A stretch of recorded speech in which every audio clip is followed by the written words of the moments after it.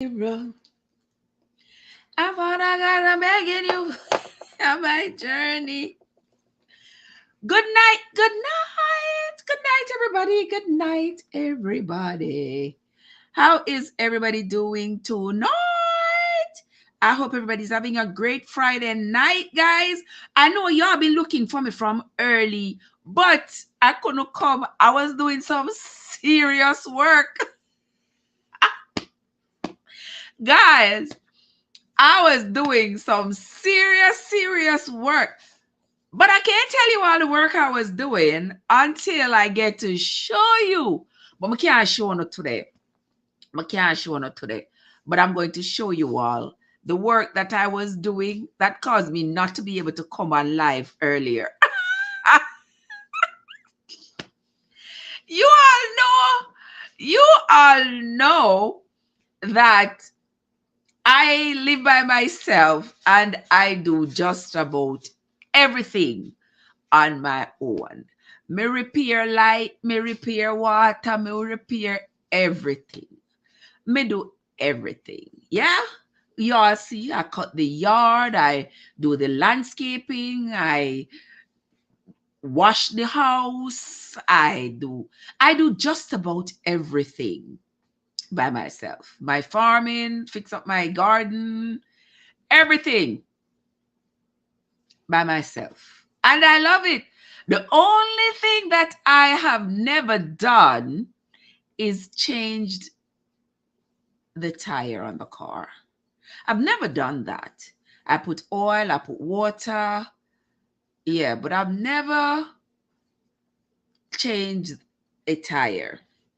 I don't know if I want to learn that, even though it is important, but that's why I pay for the insurance I pay for. So if my car stops on the street, I just call, just get somebody to come either bring me a car or fix this one, whatever the case may be, because that part of it, I just don't feel inclined to take care of that part. But the rest of it, I do. I do on my own and I love it. And I don't do shabby work.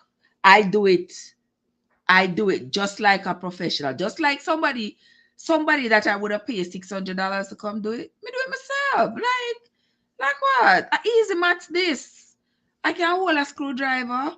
I can hold a hacksaw. What? I'm gonna have one whole something full of every tool you can think of. Every tool. And trust me. Let me tell you something, say, me tool them bad. They can do anything, any kind of tool I need. I just gotta get into my toolbox and I find it. And I use it, repair what I'm repairing and then. But I'm not showing you yet what I work on tonight because I don't want to take the fun out of it. I don't want to take the fun out of it when I finally tell you all what it is. Yeah? But anyway, good night, fabulous people. How are you doing? How are you all doing? What's going on, Sister Arliss? How are you doing, my dear? Good to see you. Good to see you. Arliss, I can feel your frustration with that lovely book that we have been reading. Oh yes. Oh yes. Uh-huh. With that lovely book that we have been reading and all the disturbing confusions that are in there, it tells me more and more what I had hypothesized even as a child. The more I read, is the more I'm convinced that my hypothesis was true, has turned out to be true. Yeah, because something not right, yeah, so in my ninja man voice. Oh my God. Well, don't get me wrong, guys. I'm respectful to a higher being, whoever that is. But trust and believe me, this book here will drive you bonkers. Trust and believe me. Oh my God, Sister Arliss, when I get things done by myself, I feel so proud of myself. I feel so good. Like, look at what I was about to pay $500 for. Huh? I don't know, me, I mean, I like with nobody. When I gotta do something, I want to get it done. I don't want to wait on nobody. And my grandmother would have saved them no vin, van. And because you know, say me, I wait for you, I'm going to ask you to do something for me, and you know you can't do it. You want to time me out. You want to come when you feel a mind. You want me, no, in that. No, thank you, no sing so in my hymnal. Yeah.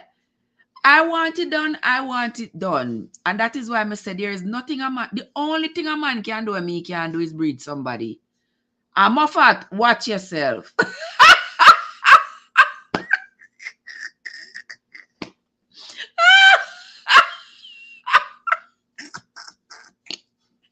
I'm a whole mess.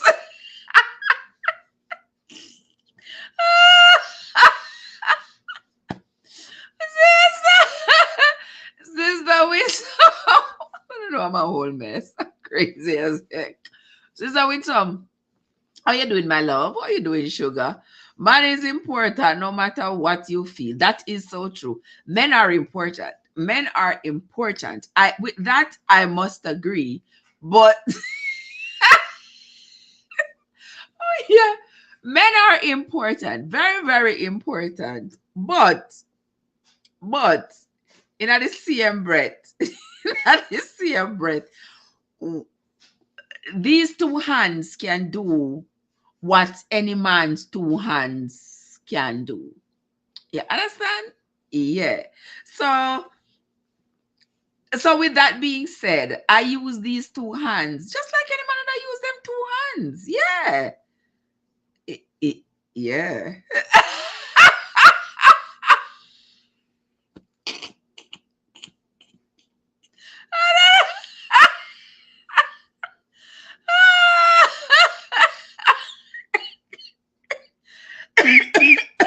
Oh my God, me choke on myself. Me choke on the foolishness, my fat.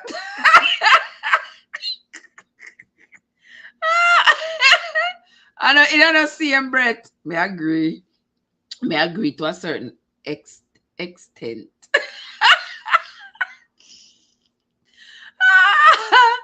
Well, women use their hand different from man. Well, talk about a man you don't want any. Well, that is true. Woman use their hand different from how man use their hand. Well, I see him hand and I see him use. I mean, when it comes to around my house, I use my hands just like a one man that put up one curtain rod. 1, 2, 3, me just jump up, me just grab my tools and put up a curtain rod, put up a curtain like nothing to me. See, just put up it, put up it, put up it, put up it. If I something for sand down and then spray, me sand that down and spray it like whoa. You can't ramp with me. Yeah. No man can't come tell me say if him no V, me no va. If you're not the why, you know me no va. Have you lost your man? No man can look at me and tell me say if them no V, me no va. Never happen. And coulda never happen. Eh? Coulda never happen. Ah. You know how much man away punch if accept them application. Me just dash it back give them. Tell them to come round here so. Nobody come round here so. Me no want it them now them application. They can use the application. It's truly people. Those are crazy sometimes. Yeah. Yeah, them toilet paper have our comfort written all over it. You know what I mean? Where's I win some? My mind tell me say use something near to man too. Me, sir. Me. Never in my life. Them something that entice me. Me I want different breeder generation of woman. Me not play them games there. Me not play them games there. Me not ram so. Me not ram so. I just think that it is overrated when it comes on to sex. People just overrated. People just look for all kind of sitting things certain of them body and do all kind of stuff. For what? Like, is it that serious? Eh? Is it that serious? That people are walk up and down the pan line from website to website. I buy one whole heap of sitting to violate them body with. Me not play like that. Eh. Mm-mm. Not at all. And the thing is, when you not have something on your mind and you not seek after it, and you not preoccupy your mind with different ways to entreat yourself with it, it just coming like nothing to you. Just it not that important.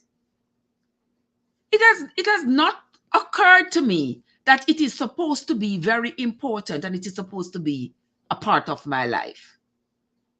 No, it has not occurred to me. When me did have a man, well, it was important. But when me don't have it on my mind. No. I'm not open up. I'm not open to opening up myself to anybody, literally nor figuratively. Exactly, Moffat. They both distract me. Exactly. That is my distraction. Watch yourself, Sister Arlene. Sister Arlene, baby. Sister Arlene says, you already get enough of that. He said, you already get enough over the years, so you can't do without it. No, sir. No. may I do without it, but I'm not sure me get enough.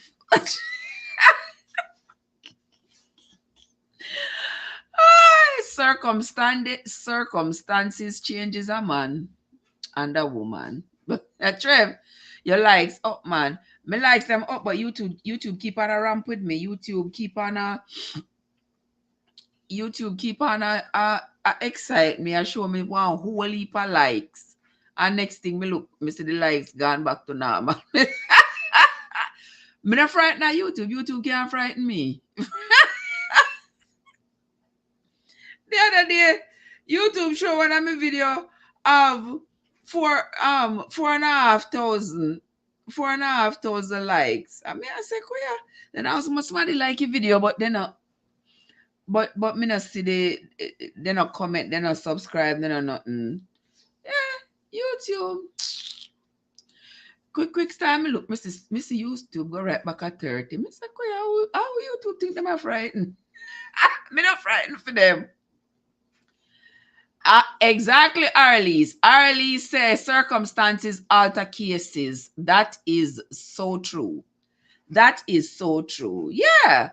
Your circumstances tell you, if you're there home, you have one man, then you want the man, when you see him, when you smell him, when you lay down beside him. Yeah. Yeah. But if you're not with nobody, you're not see nobody, unless you have a perverted mind, because I preoccupy yourself with that aspect of your life. Me not have time for that. Me not have time for that because me not see the gain. I don't see the gain. Yeah. What would I gain if I start to preoccupy myself with that? Like, when am I gonna start running out and do look for somebody else's husband, or I gonna put myself in a one circumstance, I'll regret it afterwards, or what's the deal? What's the deal? And it's great when I can have these conversations with myself. Like, talk to me, Trev. Talk to myself and say, like, what's the deal? Is it worth it? You work it. Now let me work it. I reverse. It's your flippy dippy that yeah. Soniki. Oh my god. I want me see Elliot say, is your flippy dippy that yeah. Is your Kim. Kim.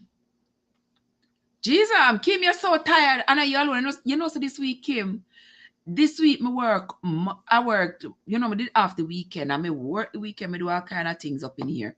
And then I work Monday morning, Tuesday morning, Wednesday morning, Thursday morning. And the funny thing, to them, I never did feel tired, because to them, I've been doing a whole lot of things. I may run up on the street, I may have some things. Me never did do the unboxing the other day. Me did buy some things from Temu, but me never did do the unboxing on live. Me not in the video team. Me just check the something them and something, just send them right back.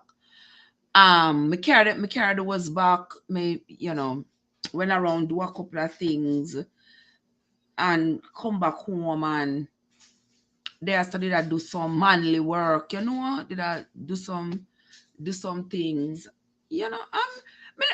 That is the thing. You see the difference with working nights and days. I can work every single day because no matter what, I still wake up every day and I'm still awake all those hours, if you get what I mean. But nights, I ain't doing more than 3 consecutive nights. No. Because already the first night I'm on fire, the second night I'm cooling down, the third night I'm cooked. So I'm not doing 4 nights in a row because that's doing myself and my patients a great disservice. So I ain't doing that. But I do the daytime. I could work every single day shift, and not feel tired and not feel exhausted. You understand? Because me still wake up 4 o'clock every day, no matter what time I go on my bed. Me still stay up all day, no matter what. So what be the difference if I'm staying up all day and making $2? It makes sense, right? Yeah, it makes a lot of sense. Makes a lot of sense. But anywho, that's what Saniki. What's going on? What's going on, Saniki? How you doing, my love? How you doing? How you doing? Good to see you. Good to see you. Good to see you, my darling. How is everything with you? Oh, me never did come over Ali pa Ali live last night. Was it last night? Did I see you on Ali's live last night, Saniki? I don't even remember. Did I see Ali's live last night? I don't even remember. And I call me cool, because it not cool inside. But I was doing some work, and I want t-shirt my have on. I made I do some work, so I didn't want my skin to come in contact with what I was doing, with what I was handling. So that's why I put on. That's why I did put on this. But me not take it off. Yeah, but it's a comfortable temperature. Yeah, it's not cool at all. Oh, she never live last night. Oh, okay. I must the night before then, yeah. So okay. Yeah. But me the day here I try to do some manly work earlier. And me see you did a call me now. And I say, what you? Who this?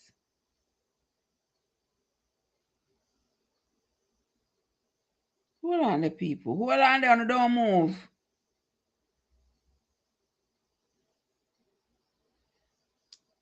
Mm. Oh.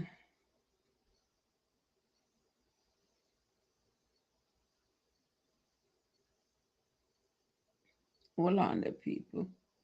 Or okay. All right. See me here. Come back now. Yeah, so we unlock, just roll on up in the place. We unlock what's up. How are you doing, my love? Good to see you. What time for you now? 6 o'clock? 6, 7, 8, 9. I believe it's 9 o'clock already. I can't believe so the night could have rolled down so fast I reach a 9 o'clock. Can you all believe it? 9 o'clock. And I was already I said I was gonna come live from 7 o'clock. But me couldn't leave what I was doing. I was gonna go run to Walmart. I was gonna go run to Walmart and go get a replacement for, oh yeah, 6 o'clock for you. I was gonna go run to Walmart and get a replacement. But I decided against it. Yeah, I said I was gonna run to Walmart and get one. But I just said, you know something, I will get it some other time. I maybe get it maybe Monday or so, one of those days. But yeah, yeah, I said I'll get it one of those days. Cause me not like go from the street in the night, you know. If I leave here at 6 and I'm already at work at 7, fine. But if you leave here in the night, If I had gotten this done before the night came down, I probably would have just run to Walmart, go pick up one, or to Lowe's, and then come back and put it together. But the night does not intrigue me. If you come out, go to the door, because when me at Walmart, there Walmart in the night, I can't see around me. When I get out of the parking lot, I can't see all around me. Yeah, my view is limited. Oh, you're off of YouTube for a while. What happened? What happened, my love? Huh?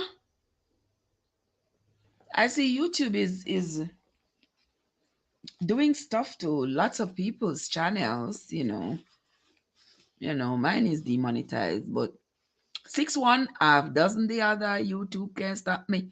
YouTube demonetized me at 1,000 and something subscribers. I know me there are 7,000. Hello. So I ain't stressing out myself with YouTube and whatever YouTube doing. Right? Auntie here, I'm not stressing out myself.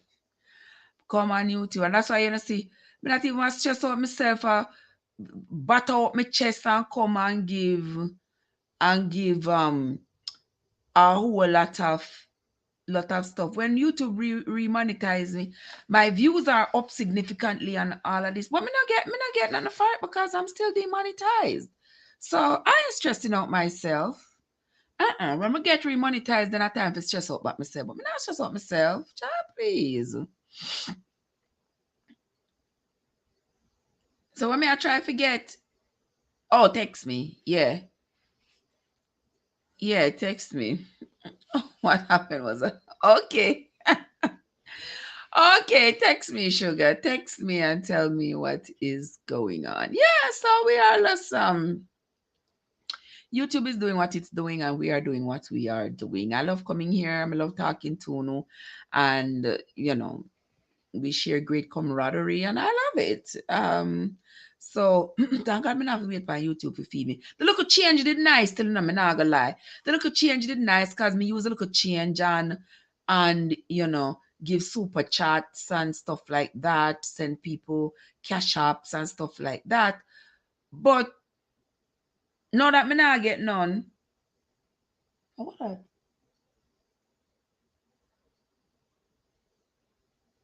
I agree. Yeah, but now that me not get that, me not stress out myself. Mm-mm. But anyway, beautiful people, we are here and we are talking about all kinds of people. On a run come here. On a member say last month when me talk. People no drop near, on a drop near, on a drop near, on a no say, on a where's some need some what coffee? We need some coffee. I really have some good camera. What kind of picture that they right there? So I don't know what kind of picture that.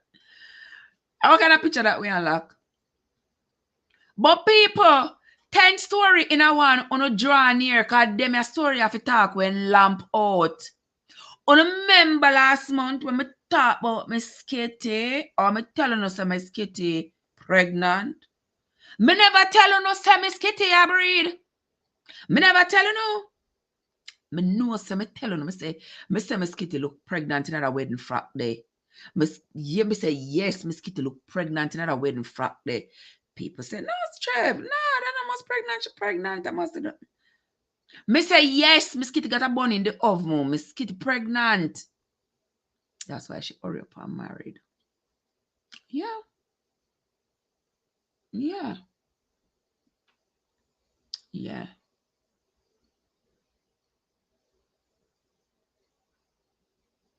Oh, okay. I tell you, my bro, these people ain't loyal, boo. These people ain't loyal. Yeah, you gotta be wise as a serpent and harmless as a dove. Yep. Mm-hmm. Call Jeremiah for them. When me I take my sentiment laugh, I guess it's my coping mechanism, but no hard feelings. Yeah, call Jeremiah for them. Me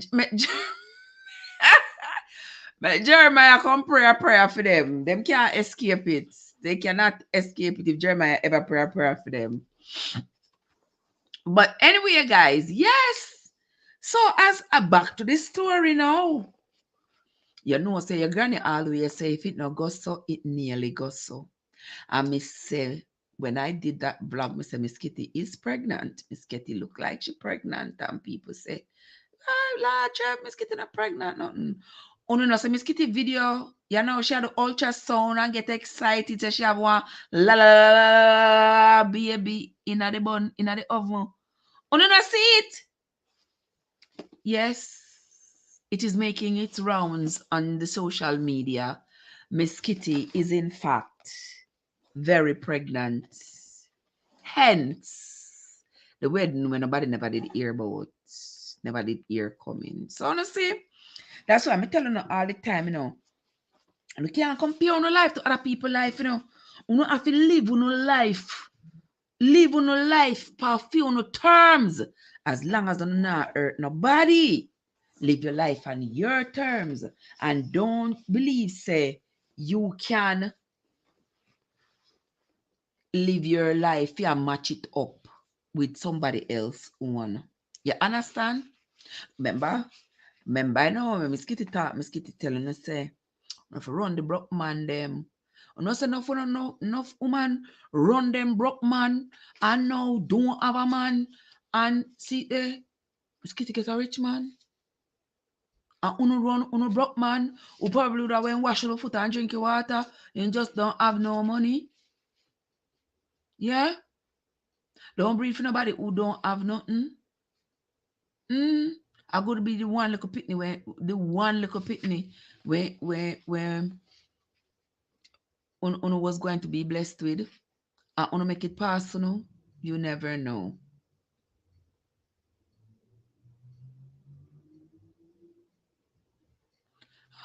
Ah, he says, when I read the Bible, it makes him feel better. Oh, wonderful.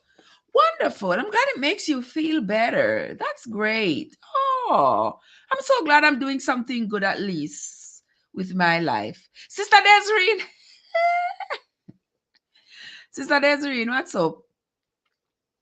How you doing? How you doing? Good to see you. Good to see you. Happy Friday night. It's the end of the week. Another week. You can't believe how long now me been on YouTube, I don't know. From Unstoppable, that was 2019, 2020, 21, 22, 23. 4 years now. Yeah. So what's up, Sister Desiree? How you doing? Good to see you. Happy Friday, my darling. Happy Friday, my love. Yeah, I want me there here at chat to don't know. Why me there here at chat to don't know? Me as well do something. Where Andrea there? Andrea? Where are you, Andrea? Where Andrea there? Somebody else depend live, because me see you know skip in and out. So me know say somebody else from over here is on live. Me never see Mike go live. Mike did go live this morning because I was looking for him, but I didn't see him. So I don't know if him did go live. Me know me did see Yard Foods. I don't like Yard Food in the pan, but me did see Yard Foods. I show the banana leaf. Yeah, of a quail banana leaf to make your blue jars, white jars, green jars, whatever jars you make. Yeah? Mm. Mm. Yes, yes, yes, yes. And I don't remember who else I saw this. Oh, today, Mr. Angie, Mr. Angie. Angie does a show off everything over the outlet and Rust and all these places, all the beautiful things coming out for Christmas, the lovely dresses. And so. Somebody can't invite me. I want Christmas ball. They might want Christmas ball at work, but me not go. Me not go. Yeah, they might want Christmas ball at work. But I ain't going. I'm afraid I have Christmas ball, but I like $80 for the ticket. Me say, sister, me da love to come, but me not have them freedom money there. $80 for one ticket for God Christmas. Me don't have it. Mister, me don't have it. Me da love to support you, but me don't have it. Where you get it from? $80 for one ticket for going out. Me was staying at my house and fling ball. One ball yes, so one ball this. So yeah, that's my Christmas ball. Yeah, and dress up in my best shing ding and my pie keel boot. Mm-hmm. And consider on your son chat with you. Yeah, and call that my Christmas ball. Because that's what it's got to be. Because I am not. I'm not spend $80 to buy one ticket to go on Christmas ball. You not agree with me? Or you not agree with me? Well, me not, if you don't even agree with me, I agree with myself. So me not have $80 to spend for God at Christmas. We stay right here, so me and go and chat and laugh, and we bake and eat, and me drink and drunk, and yeah, and then we good. Yeah, me not have no money. Money not for waste. I'm not.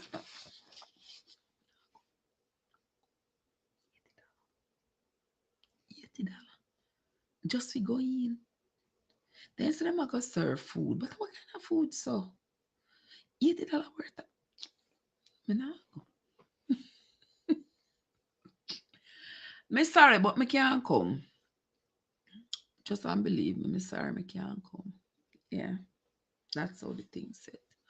But anywho, but anywho, what me I said to you is that me don't know if a finger food or what kind of food them I go serve to eat. Ah, Trev, so you will ask, so I can tell my wife I'm coming to visit my.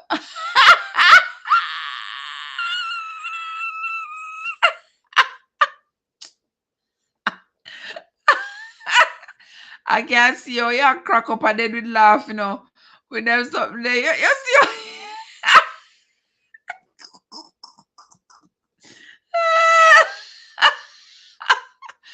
what am I going to do with you? You you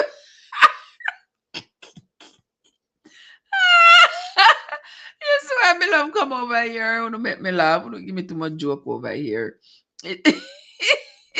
God, God, God, what's up? How you doing, my love?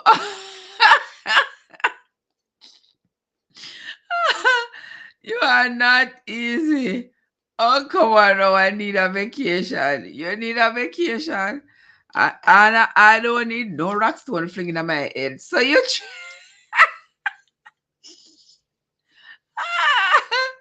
You know I love you, boo, but that's not enough to die for you. I love you dearly, but not enough to die for you. Not at all. Yes, yeah, take your beating. Oh gosh, you're not easy. You people are too funny. I can't with you all. God, what's up? How you doing? How you doing, my dear sister? Mm. Good to see you, my love. Good to see you.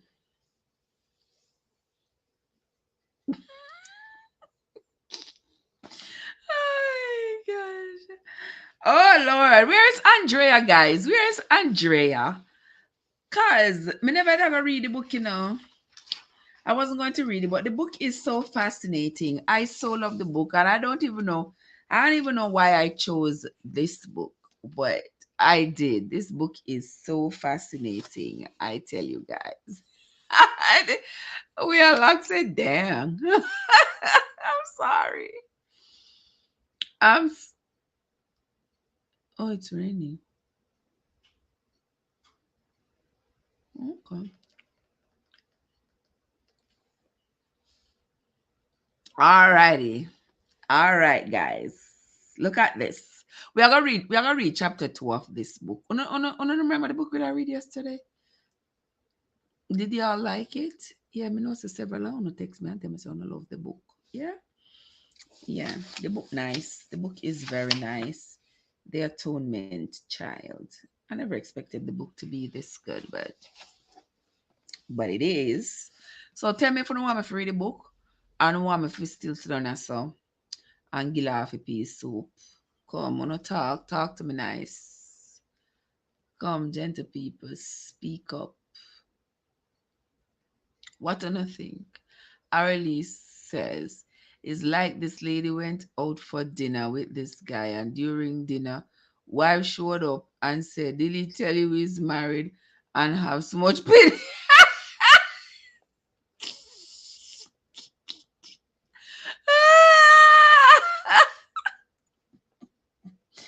The wife, right? The wife should have pitch you over the food. Should have pitch you over the food and throw a chair in their head. With the other say. Mister, that's a utter and rude. I think them can trick other women and play games. Like what? Mm. No man, but we are like me and we are like cool. We well set. We well set in stone, right? We are like yeah. Well set in stone. But me tell us some of these men, you think them easy. And they will do what they do if they have a woman to support it. But anyway, guys, talk to me and tell me that not to know what me. Oh, she's the woman sit there and finish the dinner. I agree. Sit and finish your dinner and send him home. Go take your and pitney them. Lord have mercy on my soul. Zaniki. And then she walk out just like that. Saniki, what's up, my love? Good to see you. What's going on with you, my darling? Watch out, me never see you. Oh, me did see you today. Me did see you today. I show off your grandbaby. Mm.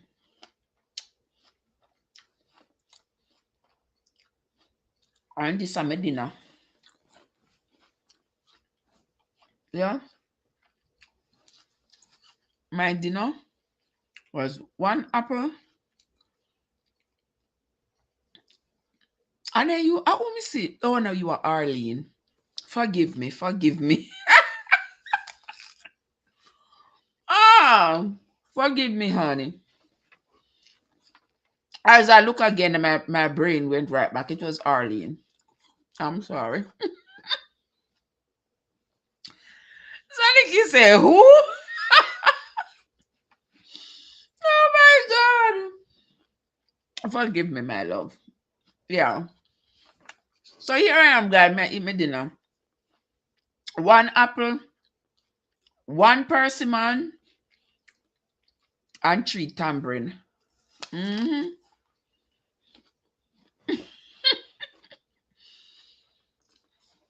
Saniki said she never reached that stage in her life yet. Okay. Don't worry yourself. It's coming. I never even stopped to dream about grandbabies. You know that? Mm-mm. But as my daughter said, Mommy, you determine how many kids you have, and when you have them, you don't make the decision for your grandchildren. I said, oh, sorry. Mm. So So that's how it is. But anyway, guys. Mm.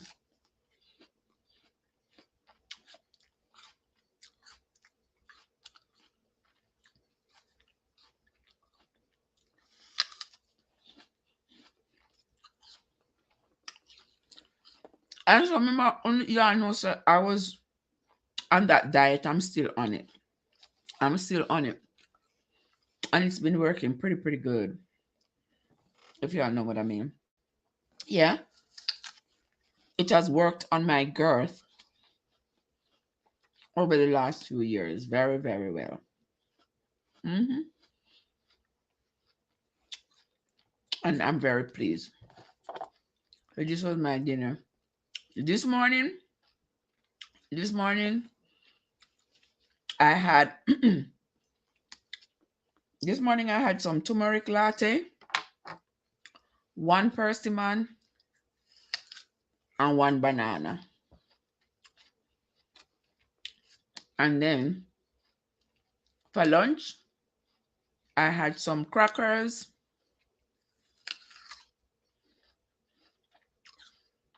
just some wheat crackers by itself. Yeah, because that's what I wanted.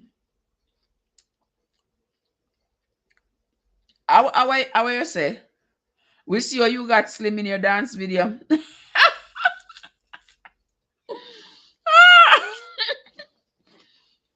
Worry not thyself, sis. Worry not thyself. Yeah, me just work on the body. You know what I mean? You know what I mean, right?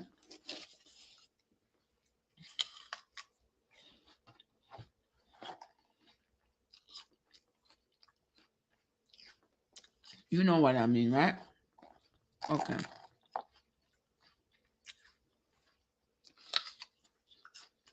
Desiree, you want me to read the book? Who want me to read the book?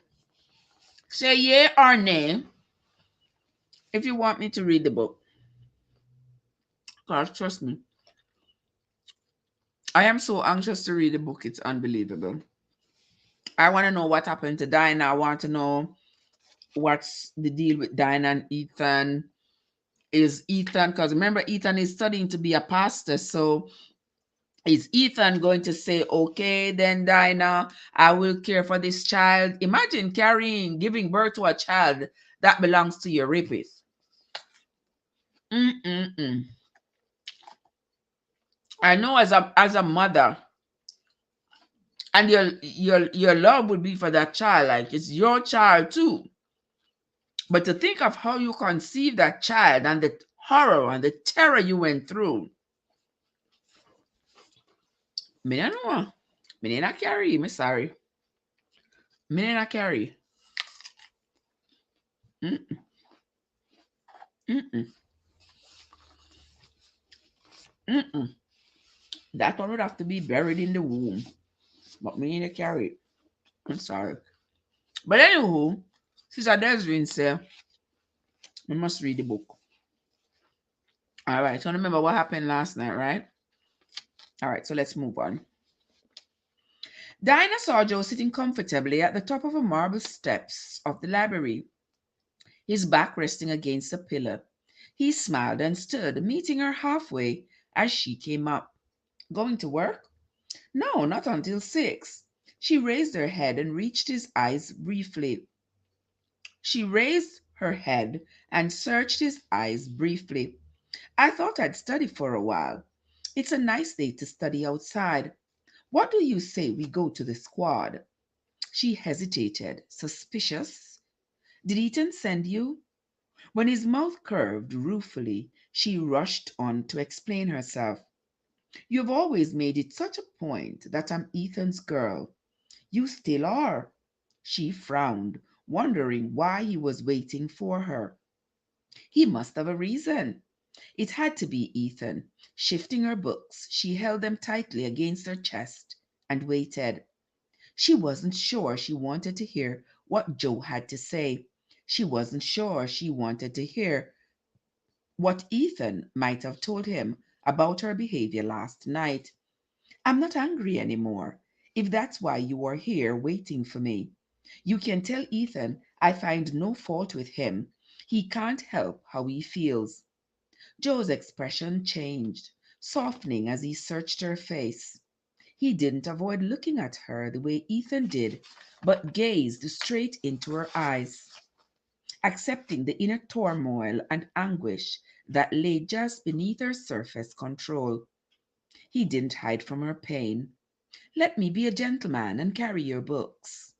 Dinah allowed him to take them from her. They walked along the cobblestone road and between the political science and literal arts buildings to the squad. The maple trees were just beginning to bud with spring leaves. Before the attack, she would have noticed and remarked about it. Now, she didn't even look up.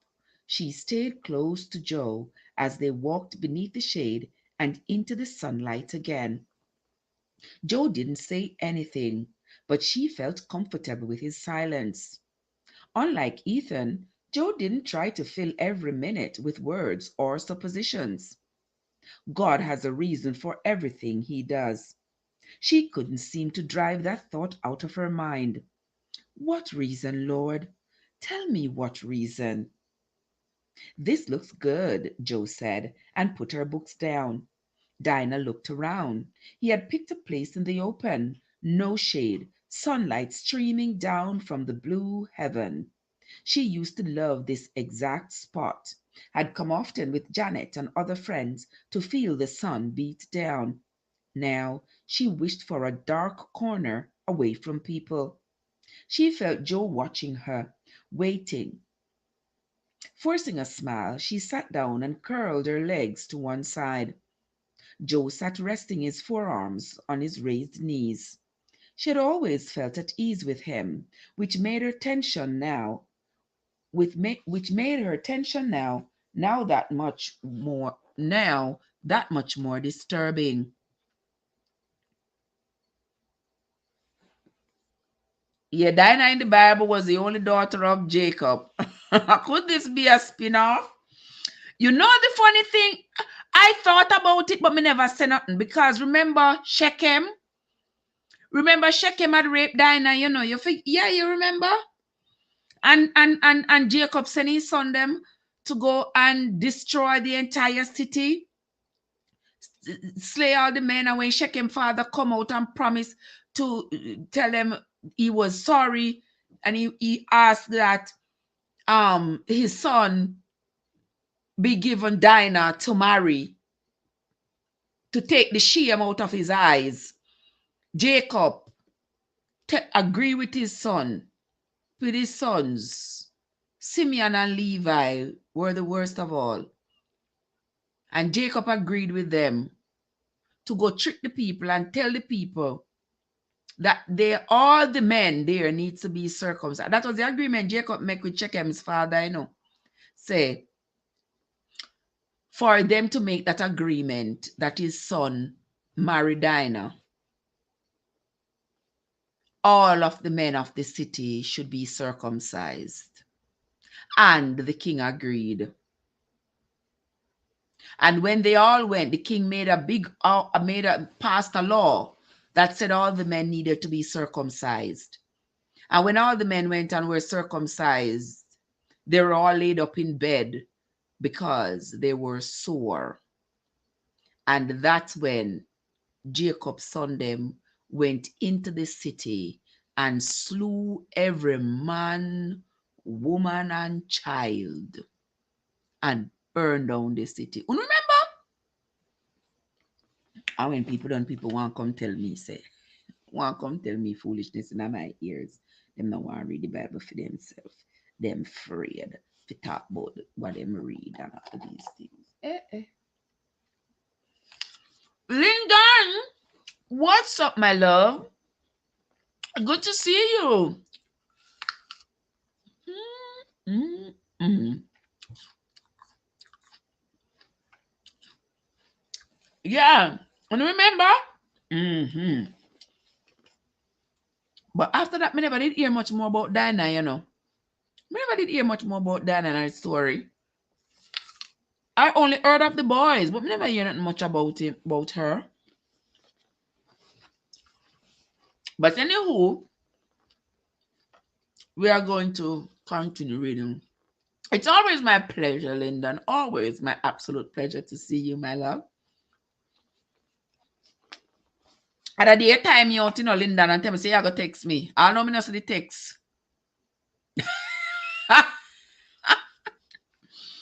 Oh my God. And you see the thing. It seems to me like something more sinister is happening in the stories of the Bible. Because you notice the people them who always do wickedness always end up being chosen, being quote unquote considered to be chosen by God. Don't realize that? Don't realize, right? Because Jacob planned up with his son them to go destroy the city, deceive them and burn down the place and all these things. But Jacob was the chosen one. Eh? David was the chosen one, remember? But anyway, we're not going to get into that tonight. I just love eating my apple. That's an apple a day keeps the doctor away. Well, I'm keeping the doctor away, far, far away. So anyway, let us continue reading. When we did read before I diverted. Let's see. Picking up a textbook, she opened it. So what does Ethan want you to tell me? He didn't send me, Dinah. She raised her head, her eyes narrowing slightly. Are you sure? I want to sit with you and talk. I want to know how you're doing.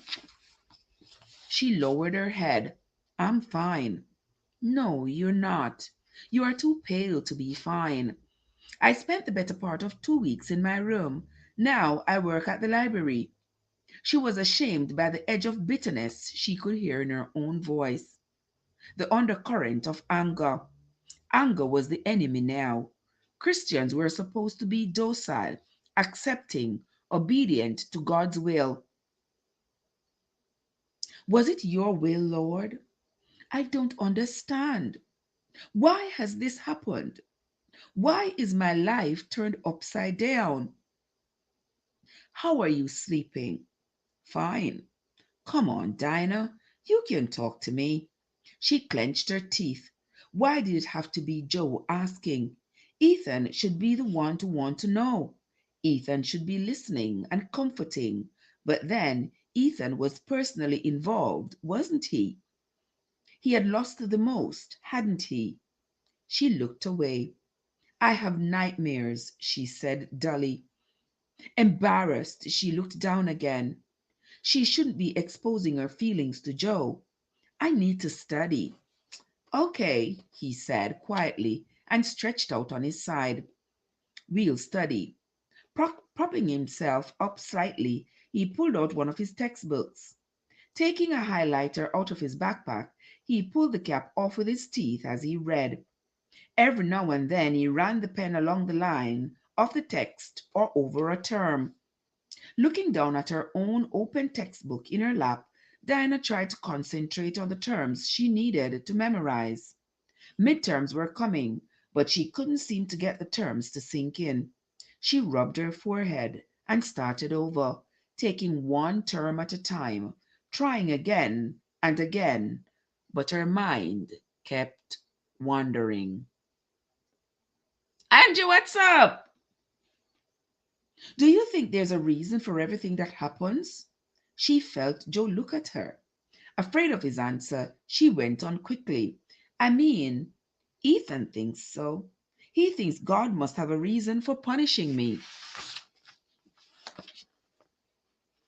Were those his exact words? Something like that. Maybe not in those words. Oh, I don't know. Maybe that's not what he meant. Maybe she hadn't heard him correctly. Maybe she was being unfair. Maybe she was thinking straight about anything. She wasn't thinking straight about anything anymore. She rubbed her temple with trembling fingers. It wasn't your fault, Dinah. How can I know that, though? I should have listened to Mr. Packard. I could have asked for a ride from Sally, or called Janet, or waited until Ethan was finished with the Bible study. I could have. I could have. Joe sat up, halting her flow of words, and reached over to take her hands firmly. Now look at me, Dinah. She did, hardly able to see his face through the blur of tears. It was not your fault. You didn't do anything to deserve it. There has to be a reason. She didn't send that man. God didn't send that man to grape you. He didn't stop him either, she said, pulling her hands free and clutching her book again.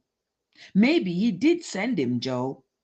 He didn't say anything, and she tried to explain her jumbled feelings. Didn't God send the Assyrians to destroy Israel? Didn't the Babylonians conquer them too? And Job? Job, what about Job? What did he do wrong that he had to suffer that much? He didn't do anything wrong, Dinah. He loved God. He honored him. That's why Satan wanted to sift him to prove he could break Job's faith. So I'm being sifted? She saw him wince at the quick sarcasm of her response and blushed, ashamed that she could sit right there, dead center of a Christian college, and dare to criticize God. She wanted to say she wasn't like Job. She would she would break. Her faith could be crushed. A few words from Ethan, and it was already unraveling. She closed her eyes and lowered her head. I'm sorry. For what? For being hurt and angry over what happened to you? You have good reason. God has a reason. Maybe she just wanted good she wasn't good enough to be part of his kingdom. Her heart squeezed tight, shrinking inside her with fear. Maybe Ethan's right. I should try to forget about it, put it behind me, and go on like nothing happened. She opened her book. Dinah, Joe said, and the comparison in his tone made her stomach tighten in a painful knot. If we have to talk, Joe, let's talk about something else. Please, I don't want to talk about it. I don't want to think about it either. Okay? Joe sat silent for a moment and then nodded. You, you call the shots. I just want you to know that I'm around if you need me. Ethan called that night and apologized. She said it wasn't his fault, though his defection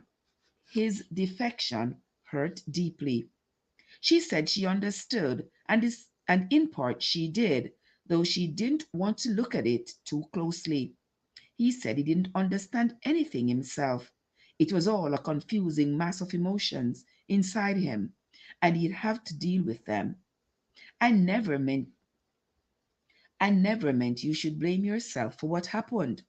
I know, she said, giving absolution, knowing it was what he wanted. He was different the next time they went out. Joe and I have been doing a lot of talking, he said, taking her hand between both of his. Why don't we take a walk tonight instead of going to a movie? It was a nice evening. They didn't say much as they wandered along the cobblestone pathways. Dinah didn't tell him. The shadows made her uneasy, and even night sound made her heart jump. They passed other young couples walking hand in hand around the manicured grounds of the campus. She supposed she should feel safe in the cloistered environment, but she didn't, not even with Ethan at her side. He paused once and drew her close. Touching her cheek, he kissed the corner of her mouth. It was the first time he had kissed her in the weeks since the rape. He stroked her cheek and drew her into his arms. I still love you, Dinah. She knew he meant for her to be comforted by his words, but she wasn't. Still, he said, he still loved her. Somehow there was an unspoken despite in his words. I still love you, despite the fact that you have been defiled. I still love you, despite the fact that you didn't stop the man. I still love you, despite the fact that you are not what you once were. She pushed the thoughts away. She couldn't believe them. Not if she was going to hang on to the emotional equilibrium she strove so hard to maintain. Not if she wanted to be able to look ahead to a future that was supposed to be secure. But things had changed. The warm stirring of desire when Ethan touched her wasn't there anymore. All she felt was a cold knot of fear and revulsion in the pit of her stomach. She was no longer comfortable in his arms, but she remained there because she knew it was what he wanted, what he expected. He held her and whispered tender words into her hair. Apologies, promises. She remained still, fighting the turmoil inside her, the rush of blood in her ears. She shut her eyes tightly when her mind flashed back to another man's hands holding her, grabbing her, hitting her, yanking and tearing at her. Panic threatened to overwhelm her, but she couldn't tell Ethan what she was feeling without destroying this brief, tenuous moment of tenderness, and maybe destroying whatever chance they had of working things out altogether. He let her go slowly, looking down at her. She could see he was frowning slightly. He was perplexed. She forced a smile, clinging to the pretense that everything was fine, or would be. Someday, trust in the Lord. Trust in the Lord. Your hand's cold, he said, as they began walking again. Let's get you something warm to drink. They went to the student union and found a table in a back corner. A few minutes after they ordered hot cocoa, students poured in, laughing and shouting. Basketball team must have won, Ethan said, watching the wild antics of students marching around the room. I forgot they were playing tonight. Dinah saw Joe among the throng, singing a boisterous song of celebration. His gaze caught hers, and his broad grin softened into a smile. Someone shoved him from behind as more whooping students swarmed into the union, scraping chairs and filling the place with pandemonium. Ethan leaned forward, resting his arms on the table. Do you want to leave? No, it's all right. She preferred the raucous noise to the dark silence. She preferred a table between her and Ethan rather than his efforts to pretend everything was the same. Joe came over and took a chair beside her. His eyes assessed her face before his glance took in Ethan, who looked grimly uncomfortable. You guys missed the good game. We weren't in the mood, Ethan said, his mouth ripping sardonically. I take it they won. It was neck and neck to the end. We beat them by 3 points, almost brought down the gymnasium when the buzzer sounded. Great, Ethan said, his voice flat. Hey, hey! How are you doing, Albert? Como está, mi amor? Good to see you. Hey, Joe, someone called from across the room. He gave them a wave and pushed his chair back. Want to join us? He said, looking at her and then Ethan. We're going to have a victory bonfire. Ethan gave a bleak laugh. Yeah, right. Just what we need. A muscle jerk in his jaw. Another time. Not tonight. We're going to sit here and talk for a while, and then I'll take Dinah back to the dorm so she can get some rest. Joe's expression was grim. Take it easy. There's nothing easy about this. Joe didn't say anything to that, but Ethan's anger withered beneath his friend's look. Standing up, Joe put his hand on Dinah's shoulder. gave her a gentle squeeze, and let them alone. Sorry, Ethan said. I should have asked you. Leaning forward, he put his hands around the mug of cocoa. You want to go with them? No. You want to go someplace else? Someplace where we can talk in private? She didn't want to be alone with Ethan. The realization hurt and roused doubts about their relationship. She was afraid to be alone with him, afraid of what he had to say about his deepest feelings. She was afraid she already knew. She was so confused. The chair, the chairs that were scratching the table, that were scratching the floor, made her jump. The choir of voices in her head debated and ran through 100 painful scenarios. No, this is fine, she said bleakly, knowing it wasn't.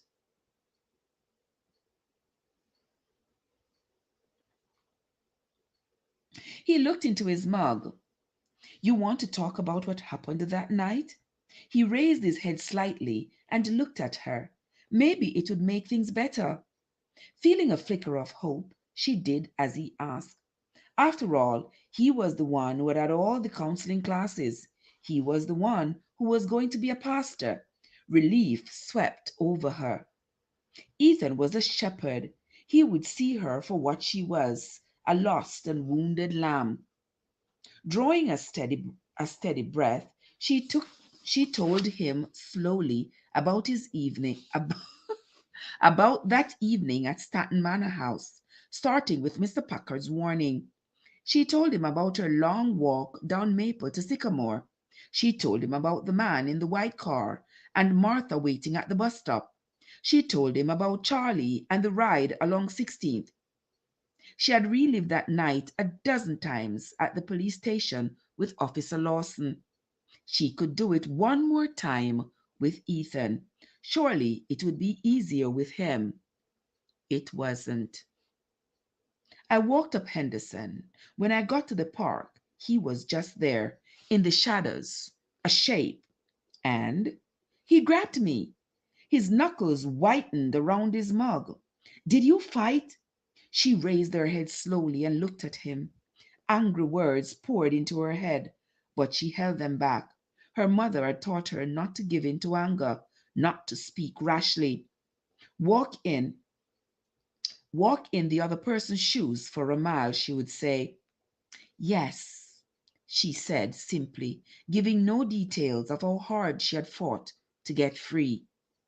She hadn't stopped fighting until he dazed her with a blow to the head. And she looked down, unable to meet his eyes. That's all? You know the rest. No, I don't know the rest. What did they do to you at the hospital? You were in that examination room for a long time, Dinah. What was going on?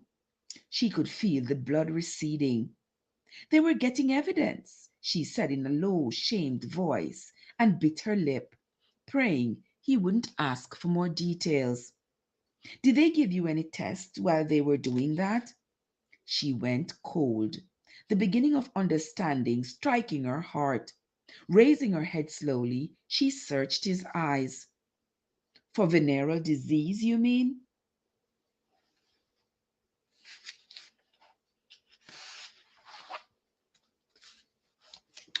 Though no one was close enough to hear. You know what I'm asking. Did they test you for HIV? He looked down at his mug and then back at her. Well, did they?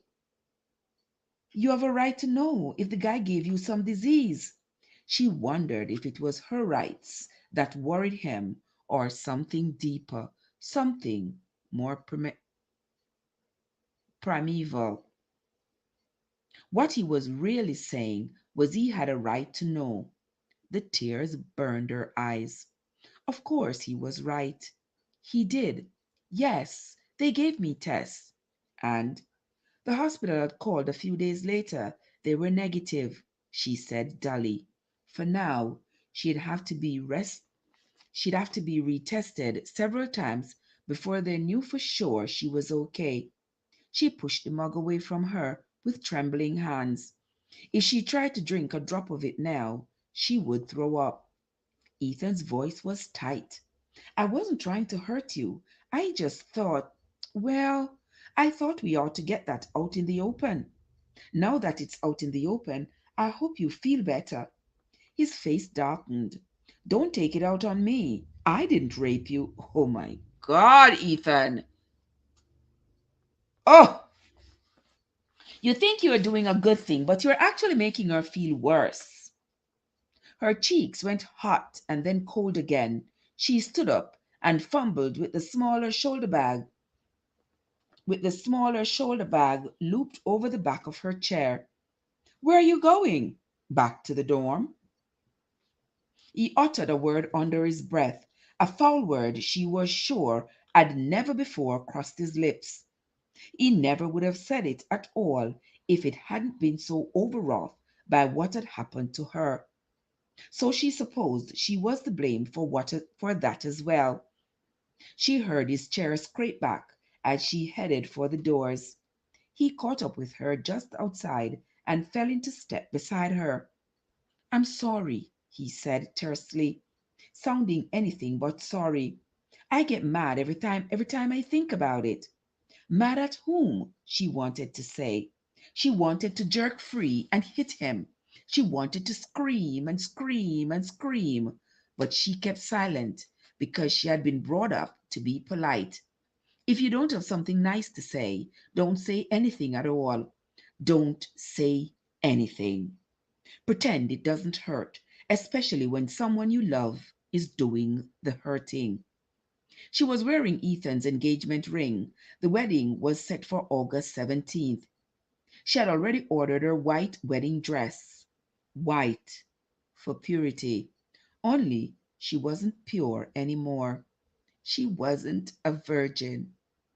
Pulling away, she walked faster, desperate to get to the dorm, to get away from him, to close herself in her room and cry. He caught a hold of her hand and pulled her to a stop. Is this how we are going to handle everything? By running away every time you hear anything you don't like? Now talk to me. It was a command and not a plea. All his anger aimed at her. I did talk to you, in a monotone voice, like you were talking about something that happened to someone else. Don't you feel anything? Feel, she said stiffly, pushed by her insensitivity. I feel, Ethan. I feel defiled, she said in a choked voice. I feel ruined. I feel raped. Is that enough? Does that satisfy you? Ethan caught a hold of her. Dinah, he said, pulling her back against him and locking her arms around him. Dinah, he said again, and wept. Was he crying for her or himself? It doesn't matter. Turning in his arms, she put her arms around him. She understood his grief, but she knew far better than she had ever wanted to that some grief was too deep for tears to wash away. Things didn't improve over the next week. Dinah had just finished a calming shower when Janet came home. Your mom called again, she said as she set her books down.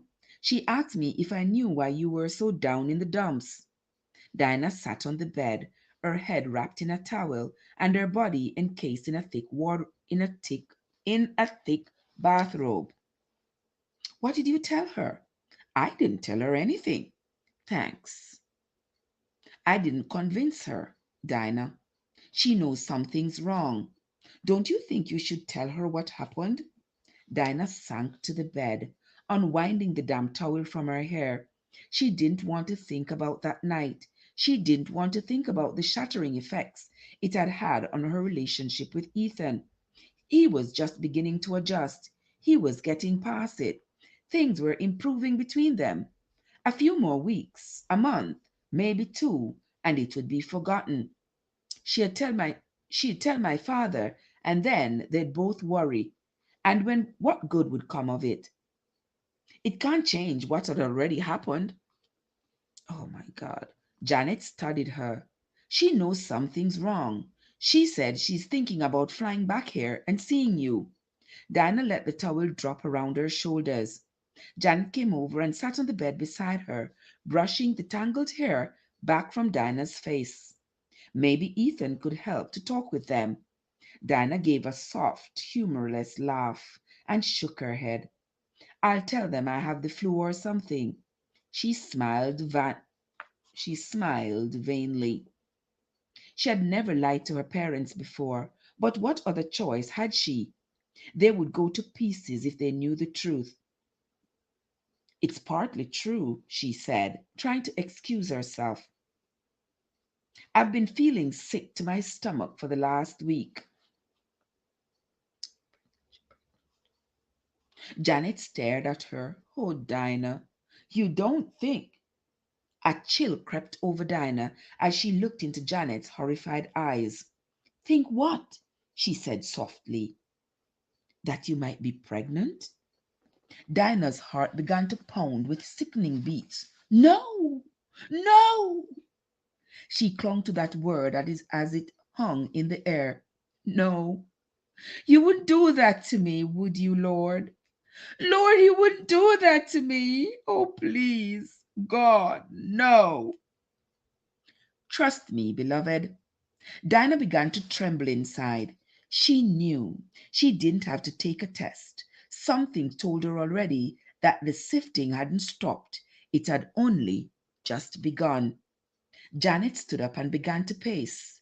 You can't be. There's no way. They would have given you something at the hospital that night to make sure it didn't happen. A morning after pill or something. They did, didn't they? No. You weren't shocked, Dinah. You probably don't remember. She remembered every single detail of that terrifying night. She hadn't been able to forget any of it. They didn't give me anything, Janet. But that's criminal. Didn't they even ask? Dinah bit her lip, ashamed to admit the doctor had done more than asking. He had tried to convince her to have estrogen therapy. She was the one who had refused to face the devastating possibilities. It was her fault. It was all her fault. Reaching for her day planner, she opened it with trembling hands, turning back the pages one by one. 2 months and 4 days to the day of the rape. She kept going until she found the small notation 2 weeks before that. Clutching the planner on her lap, she stared at the date. I guess I'd better go see the doctor. Janet came back and sat down beside her. She took Dana's hand. She took Dinah's hand between her own. It'll be okay, she said, sounding less than convinced. I'm sure if you were pregnant, which you probably aren't, I mean, you have been through so much, of course, you would skip. That's probably what happened. They can give you something to get you back to your normal rhythm again. Normal? Oh God, will I ever be normal again? Janet's hand tightened on hers. Even if you were pregnant, they'd take care of it for you. You wouldn't have to worry about it. Nobody would even have to know. This early, it wouldn't be anything anyway.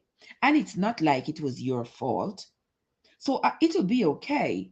Whatever happens, it will be okay. Just hang on to that, Dinah. It will all be okay. Only it wasn't.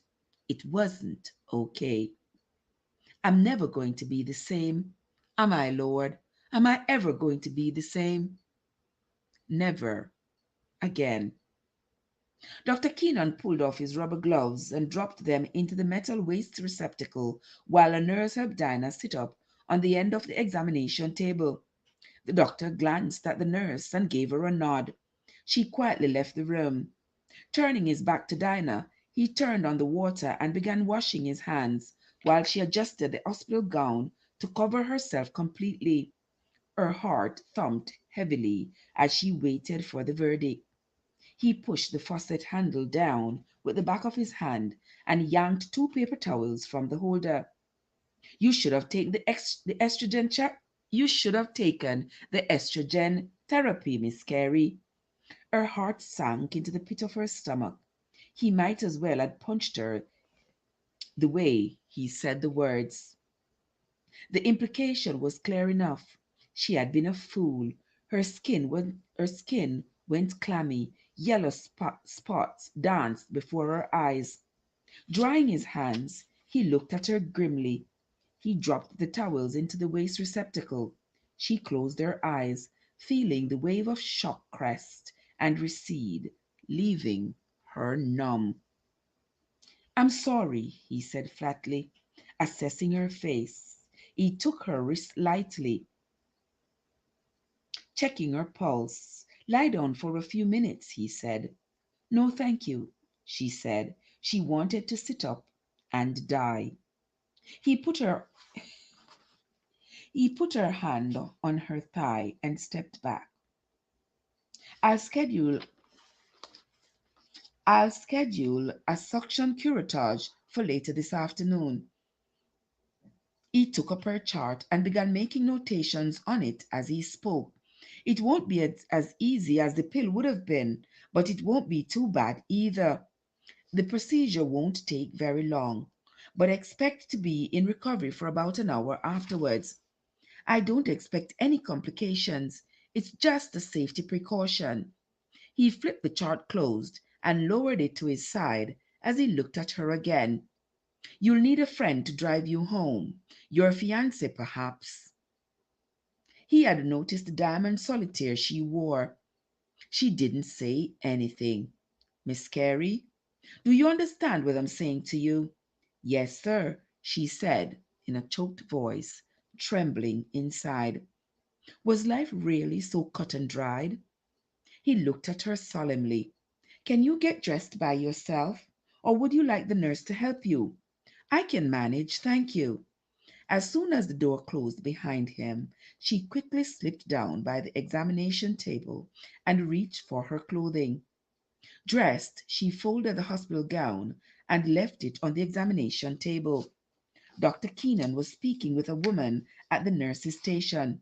He handed the chart over the counter and took another. Seeing Dinah, he turned to her. The procedure is scheduled for 3 o'clock. Be there about 30 minutes early. She kept her head down as she passed the nurse who had assisted Dr. Keenan. The clerk glanced up. Dinah had already filled out the medical and personal forms. No one said anything as she kept going. The glass doors swished open before her, and she went outside. She wanted to run. Fear caught her high in the throat, and her mind flashed back to that night in Henderson Park. Gulping in the crisp air, she hurried along the sidewalk towards the parking lot.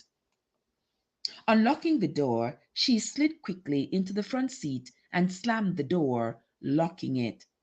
Clutching the steering wheel, she leaned forward and pressed her forehead against it. She sat for a long moment until her heart slowed its crazy beat and she could breathe properly again. She didn't feel safe until she drove beneath the arch of New Life College. Pulling into a parking space near the dorm, she sat for a few minutes, trying to think. Her mind was such a jumble, ruled by emotions. She felt like a rabbit being chased by a pack of hounds.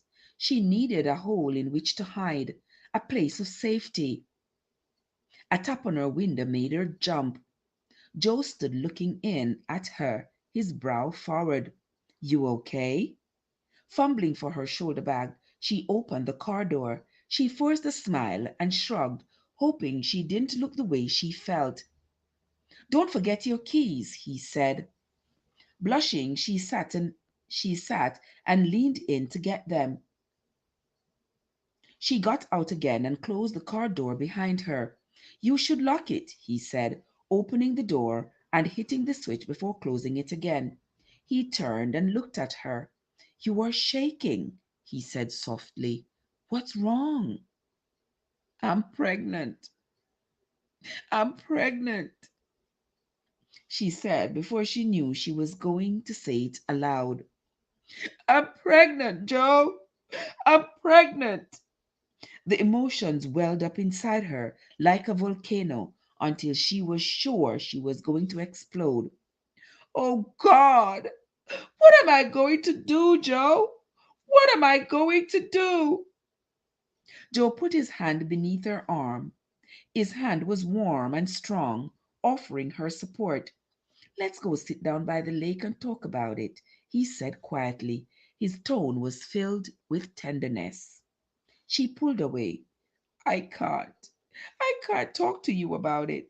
I have to talk to Ethan first. I should have said anything. I shouldn't have said anything. She had to calm down. People were going to notice. People were going to talk. He's not due back on campus until this evening, but I have to go back to the hospital this afternoon. I have to be there by 2:30. As soon as she said it, she wished she hadn't. Joe knew. She didn't have to spell out what she was talking about. He understood perfectly. Ashamed, she looked away. The doctor said, she looked at him again, beseechingly, wanting his understanding, if not his approval. I have to do it. I just have to. Joe touched her cheek tenderly. Don't let anyone do your thinking for you, Dinah. His words calmed her somehow, easing the turmoil within her. What else can I do, Joe? I don't know what to do. Don't rush into anything, my dear. But the doctor doesn't know everything. He doesn't know you. She looked away. I can't talk about it right now, she said, unable to bear his gentleness. It made everything worse, and she knew why. Dinah, please, let's sit and talk. Why? So you can tell me what to do? I won't, I promise. Yes, you will. You think you know better than anyone what's right and what's wrong, don't you?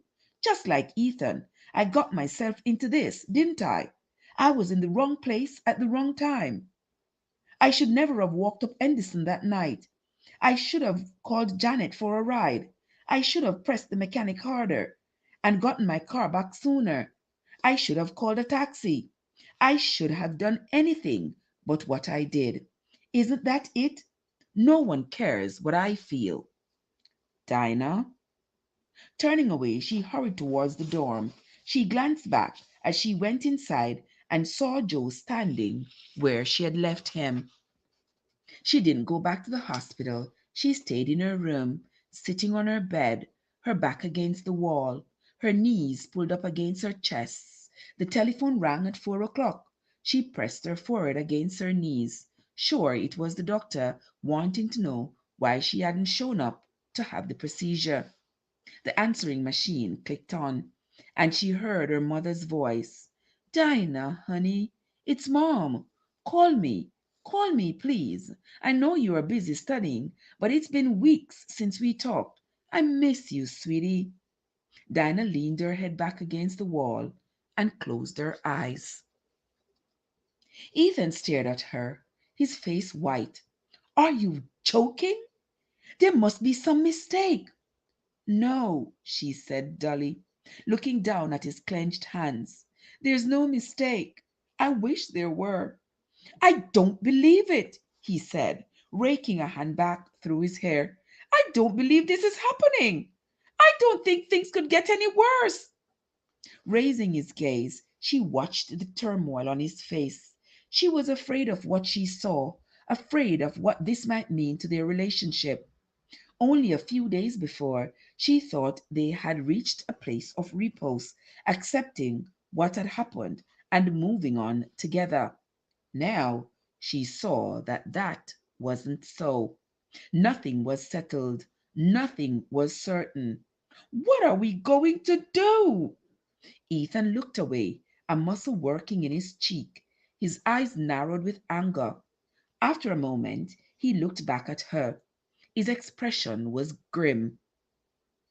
What you have to do, I guess. Have the baby? No!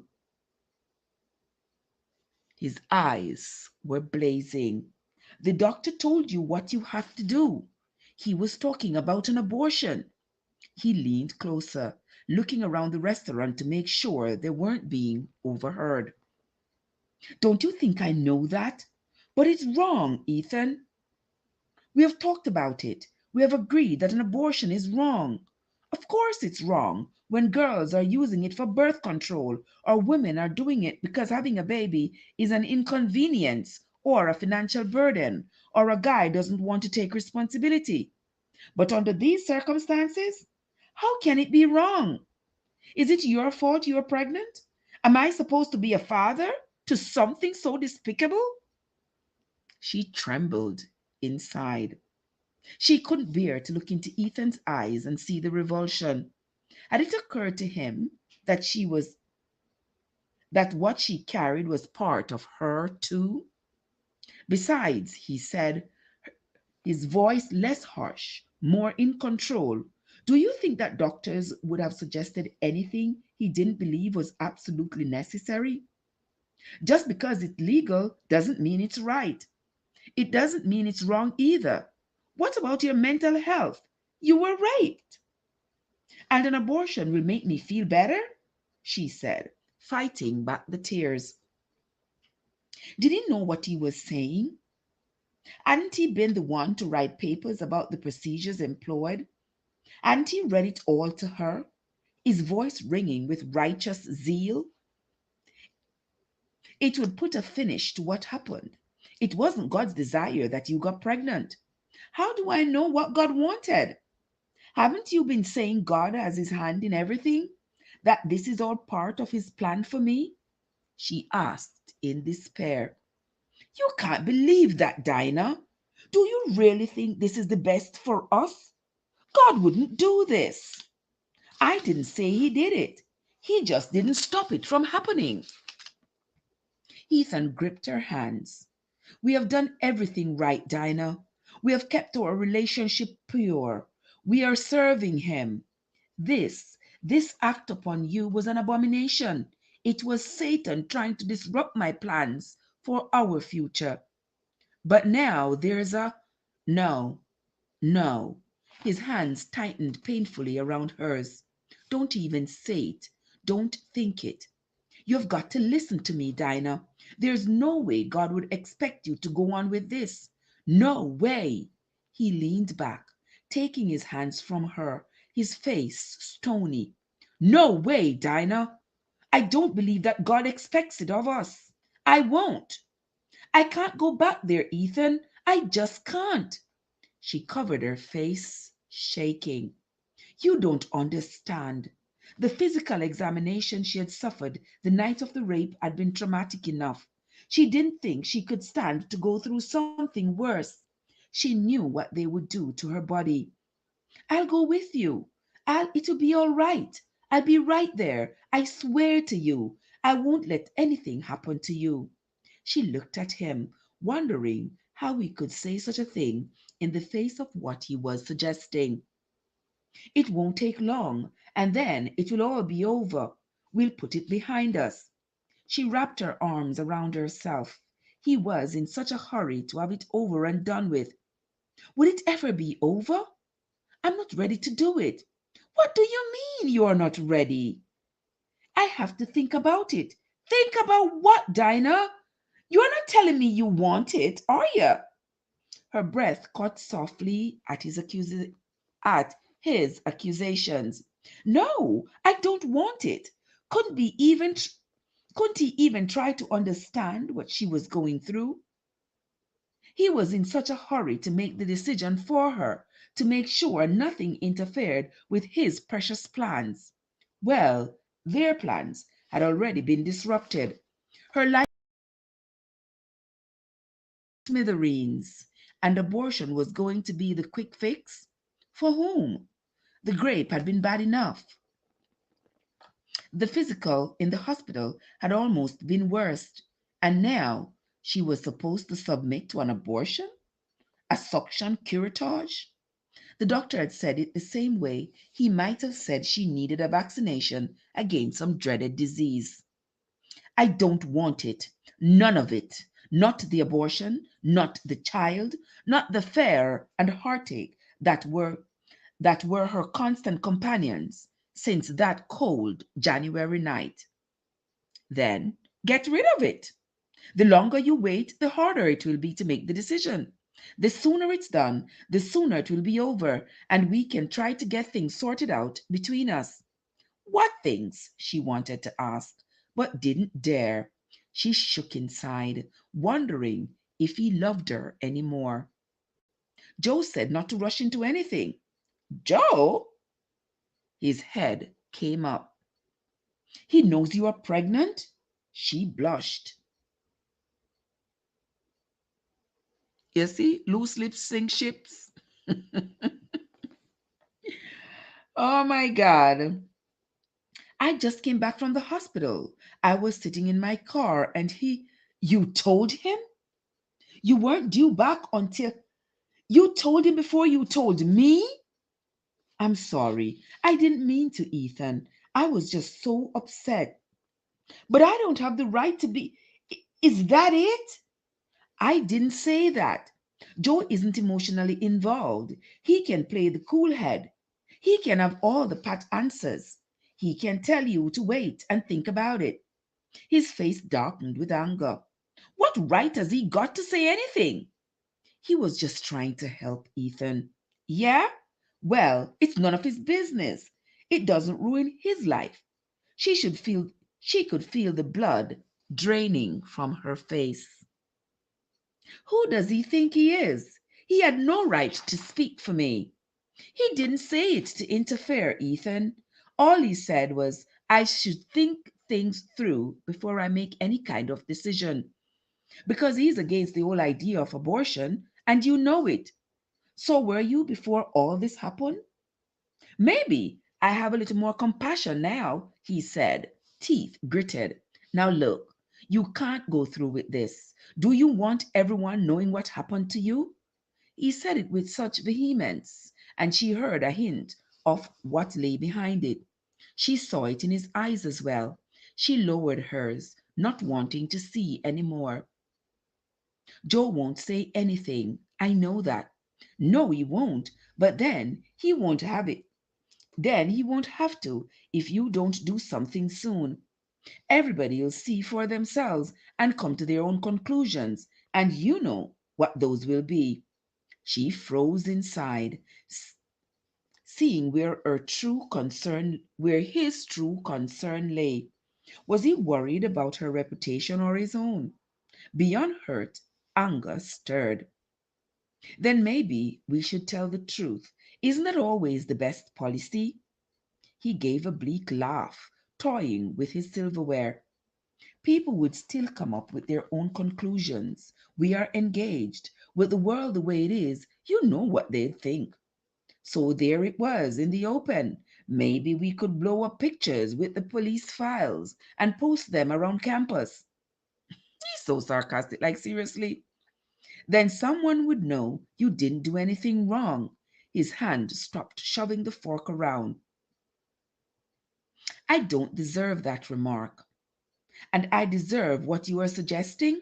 Her eyes filled with tears. She slid along the seat, meaning to leave the booth, but he caught a hold of her wrists. We have to settle this, he said fiercely. You mean you want me to do what you are telling me to do?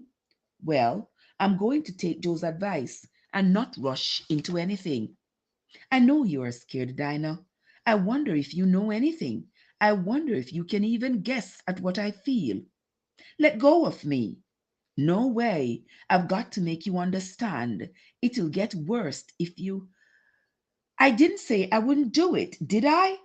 Keep your voice down, he said, his eyes flickering. God forbid your reputation might be soiled. I didn't say that. Didn't you? Isn't that what's really worrying you? You are not being fair. Fair? Has anything been fair? Is what I'm going through fair? She glared at him through her eyes, through her tears. I have a right to think about it. It's my body, isn't it? My life. We do live in a free country, the last time I heard. I'm supposed to have a choice. Jerking her wrist free, she slid from the booth and was gone. Crossing the restaurant quickly, she stepped past a couple entering and went out the door. It was still light outside. The days lengthening now that spring had arrived. Spring with all its promises, broken dreams. She went into the Jewel Osco supermarket half a block away, knowing Ethan wouldn't look for her there. More likely, he would drive along the street heading back to NLC, thinking he could pick her up somewhere along the way, and he'd expect her to apologize for her emotional outburst. Well, she wouldn't apologize. She didn't want to talk to him any more this evening. She had enough money in her purse that she could take a cab. Wandering aimlessly through the aisles of canned goods, produce, dairy products, and meats, she tried to think through her situation. Truth was, she wasn't, Truth was, she wanted out of it. She didn't want to be pregnant. She didn't want to face the months ahead with people staring and asking questions. She didn't want her life in upheaval. She didn't want the pain and grief and shame and ultimate sorrow. What sort of thing was growing inside her? Should it be allowed to live, considering the way it had come into being? Rape? What sort of conception was that? Did it count? Her head ached thinking about it.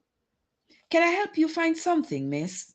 She glanced up and saw a young man wearing a store work coat. Her face flooded with heat. He smiled slightly, a troubled look in his eyes. Miss? How long had she been wandering the aisles of the store? He probably thought she was a shoplifter. No, she shrugged. Aspirin? Do you have any aspirin? Aisle 10B, bottom shelf. After making her small purchase, she went outside. There was a public telephone outside on the brick wall. She opened the book to the yellow pages and looked for a cab company. The line was busy. Resting her forehead against the cold steel, she fought the prick of tears. The last person she wanted to call was Ethan. She didn't want to go through it all again. She didn't want to look across the booth and see his revulsion and hear how ashamed he was of what she had let happen, as if she had had a choice. She punched her own number and prayed. Janet, if you are there, please pick up. I'm here. What's up? I need a ride, John. Can you pick me up, please? Where are you? At Jewel Osco, on the corner of Talbot and 16th. Give me 15 minutes. The telephone clicked. Dinah sat on the bench out front. A moment later, an elderly lady in a nice dress sat next to her, a wire pull cart with a bag of groceries sitting in front of her. She smiled and then folded her arms in her lap and sat waiting in silence.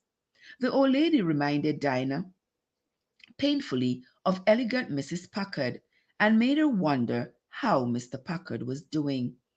It would be nice to go visit the old gentleman, but if she did, he would ask where she had been and why she had quit her job, and what could she tell him? Janet's white Camaro pulled into the parking lot. Ethan called a few minutes before. Ethan called a few minutes before you did, she said as Dinah slid into the front seat. He sounded pretty upset. He said you walked out on him at a restaurant and he didn't know where you were. I suppose I should call him then, Dinah said. It wasn't right to let him worry. I already did, Janet said, pulling out onto the main street again. He wanted to pick you up, but I told him you called me, and I didn't think you'd be too happy if he showed up. Thanks, Jan. I'll warn you, though, he'll probably be sitting on the steps downstairs when we get there. Could we? We can go to the Copper Pot. How's that sound? I need a break from studying anyway. Thanks. Janet turned south.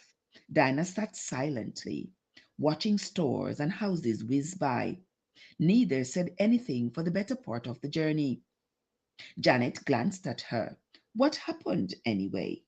Dinah leaned back. leaned her head back against the seat. I'm pregnant.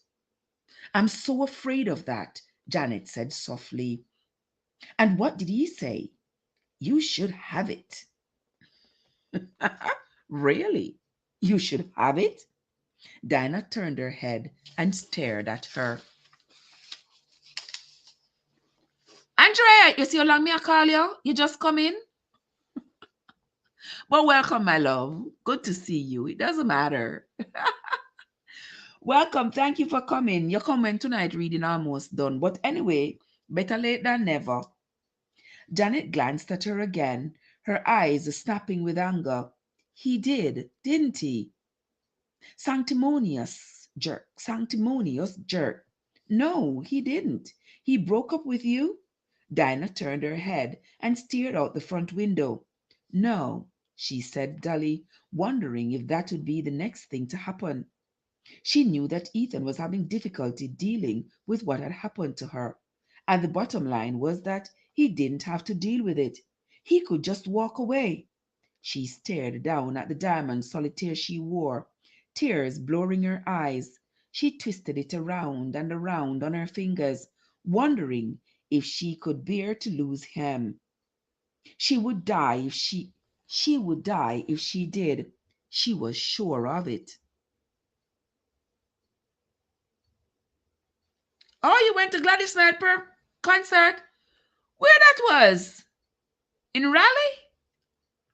Where was it? Then the concert done already? Oh. Oh, wow. Janet frowned, giving her another quick glance. Dinah, are you okay? She gave her a wan smile. I'll be fine, she said, clinging to those words. Oh, God, will I be? What am I going to do? Janet pulled into the Copper Pot parking lot. Busy tonight, she said, taking the keys from the ignition and dropping them into her purse. Though the place was crowded, they were quickly seated in a booth near the back, right beside the doors to the kitchen. Janet ordered 2 coffees before the waitress even handed them the menus. I'm starving, she said, and began reading the selections. To heck with my diet. Dinah stared at the laminated menu. She and Ethan were supposed to have had dinner together tonight. Instead, they had sat arguing in that nice restaurant, never looking at the menus. She could still see the look on his face when she had told him she was pregnant. Horror, revulsion. Dinah? She glanced up and saw the waitress had returned and was ready to take her order. A bowl of soup, please, she said, putting the menu aside. The last thing she cared about was eating anything, but if she didn't order something, Janet would be so uncomfortable. What kind would you like? Split peas, minstrel, beef barley, chicken noodle, or potatoes?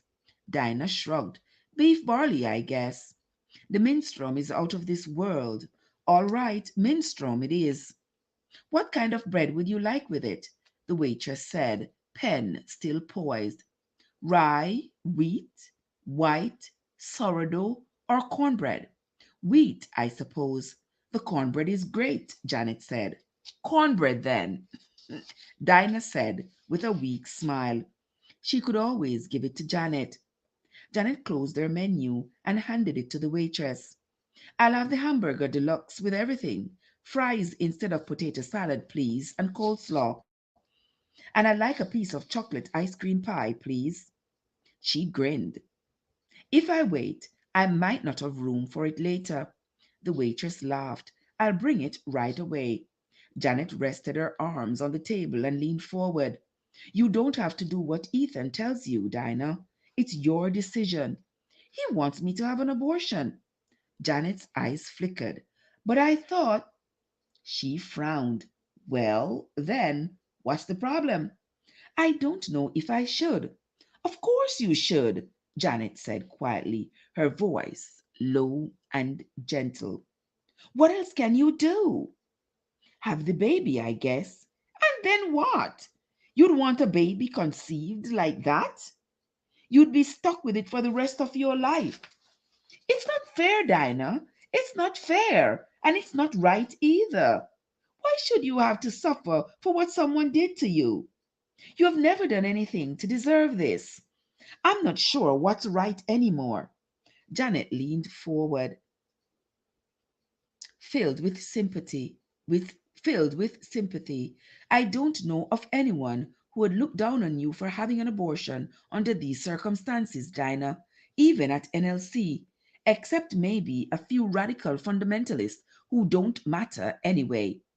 Like like a dean of chairman of the board or something, and they don't have to know. Nobody has to know. At the Colosseum. Then Andrea, then Andrea, why you never did invite me? Why you never did invite me? Me just stay right here, so right next door. You gonna invite me? Me the right just right next door, you know. You don't know about what was Ethan's response. Me ask her, she couldn't invite me to the concert. She come ask about what was Ethan's response to Dinah's pregnancy. Ethan wants her to have the abortion. Me not wait for you to say it, you know. I know say they tell me if it's true.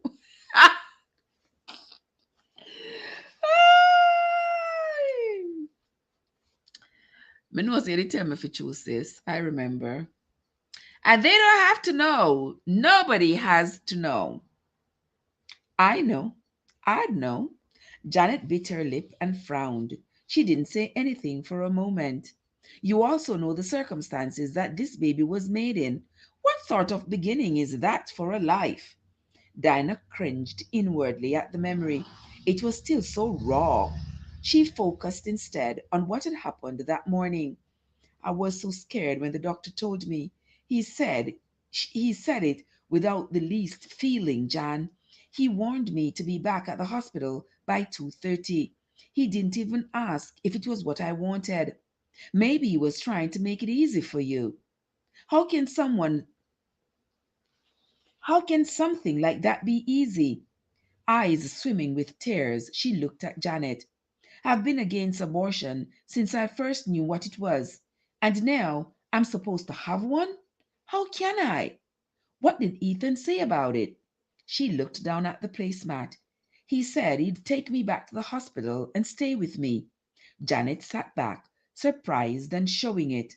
Well, that's something. I didn't think he'd be so understanding. Understanding? The word reverberated in Dana's mind. She wished she could understand so many things. Why it happened, why, against all the odds, she should get pregnant. Why somebody seemed to want to hear how she really felt. She couldn't understand anything anymore, least of all the arbitrary emotions that churned within her now. Fear uppermost, then guilt, anguish, despair, anger, all tumbling over each other and churning inside her. It would have been better if I died that night.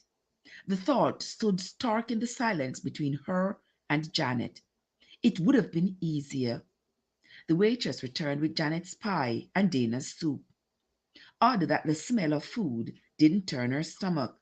In fact, she was suddenly terribly hungry. Another reminder of her condition, she supposed, wanting to weep. Janet smiled at her. You want to say the blessing? Thank you, God. For what? Knowing Janet had never been comfortable with praying aloud, Dinah nodded. The words came easily to her, out of years of habit. Thank you, Lord, for the food we are about to receive, and may we be truly thankful. Amen. Oh God, she thought, her heart crying out to him, her hands clenched beneath the table, out of Janet's sight. Oh God, help me, Help me. Take this burden from me. Let it be a false, let it be a false test result. If not, let me miscarry. Just let it be over. It's more than I can bear. Good, isn't it? Janet remarked, tucking into her meal with her usual gusto. Dinah ate in silence, while a chorus of voices inside her head carried on a screaming debate. Those on the side of abortion were the loudest, the most logical, the most appealing to her bruised and battered spirit. And yet there was another voice, quiet, calm, almost imperceptible, that said, no, there is another way. The anger was stirred in her. The anger that stirred in her was focused upon that voice, aimed against it, for she knew whose voice it was. She recognized it. She had been listening to it all her life. What way? What way that isn't unbearable? What way that won't bring shame upon me? What way that's not fraught with complications and years of heartache? It's not fair. It's not right. Be still, beloved. Why should I be still? I've been still and quiet and complacent all my life. And what have it gotten me but grief? I have loved you for my first breath, and you do this to me. Why did you let this happen? Ethan's words drowned out the quiet voice in her head. This can't be God's best for us. Surely he was right. Surely Ethan knew better than she did. He was closer to God, wasn't he? His father was a pastor, his grandfather, and back another generation. He had studied the Bible from the time he could read. He was going to preach the word. He would shepherd he would shepherd his own flock in the next few years. It makes a nice picture, doesn't it, Lord? Me standing beside him holding the hand of a child begotten by rape. A pastor's wife is supposed to be above reproach. I am a reproach. We saved ourselves for one another so that we could enter into this marriage pure. Instead, I have this thing growing inside me, that this creature put there by someone whose face I never even saw. Your mom called again, Janet said, finishing off her pie and pushing the plate to one side. There was a message on the answering machine when I got back. I know. I was there when she called. So why didn't you pick up? I couldn't. She shook her head, unable to give any solid reasons. The waitress delivered Janet's meal, and they finished eating in silence. I've heard it's not so bad, Janet said. They give you something for the pain, and the actual procedure only takes about 15 to 20 minutes. Then you rest for a while afterwards. When you walk out of the hospital, you can put the whole thing behind you. It'll all be over and done with. 15 to 20 minutes sounded like a lifetime to Dinah. The rape hadn't even taken that long, and she hadn't been able to forget that in 2 long months. Have you seen the broadcast of Miss Kitty's ultrasound confirming her pregnancy publicly? Yes, sister. Yes, we have seen. We was talking about it earlier. Yeah, I was talking about it earlier. Yes, my love. Remember, we talked about it. I knew she was pregnant. You could have seen the big hell of a belly in the wedding dress. Yeah, I knew she was pregnant. Uh-huh. Well, good for her. It was late by the time they returned.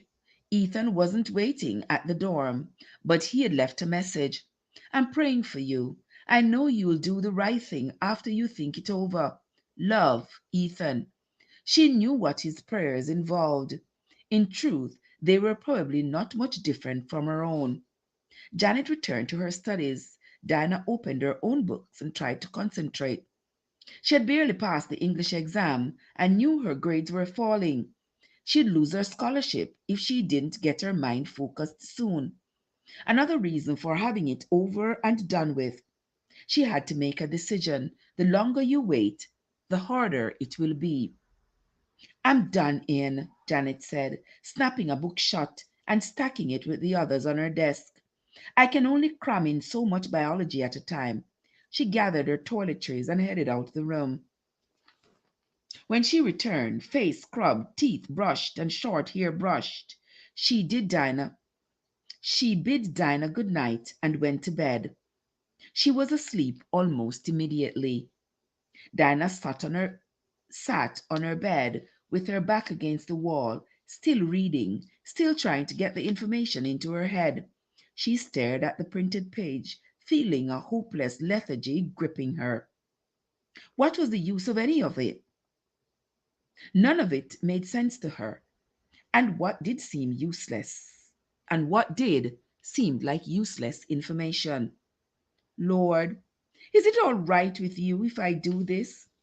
There isn't a word about it in the Bible. I have looked. But surely you wouldn't want such a child. The telephone rang, startling her from her prayer. Her heart jumped, racing in apprehension. With Janet asleep, she had no choice but to answer. It's Joe. Relief filled her until she looked at the clock and saw that it was past midnight. Is something wrong? I don't know. Are you okay? I, she started to lie and then closed her eyes and leaned her head back. Not really, she said. Want to talk about it? She smiled. She smiled wanly at the tenderness in his tone and closed her eyes. That's all I've done most of today. Talk and talk and talk about it. It doesn't do any good. Joe didn't say anything for a moment. I care about you, Dinah. I want you to know that. Her throat closed up. She would she would have given almost anything to hear the same tone in Ethan's voice. Instead, she had faced his anger and disgust, his demands that she do what he thought best. Best for whom? Best for what? Is it best, Lord? Is this your best? This rotten, miserable mess? I care about what happens to you. She could hear tears in his voice and struggled against her own. I don't know what to do, Joe. Don't do anything you'll regret, he said gently. He didn't have to say what he meant. Ethan said he thinks I should have an abortion. I know what he says. That doesn't mean you have to have one. And if I don't, what then, Joe? Will he still love me?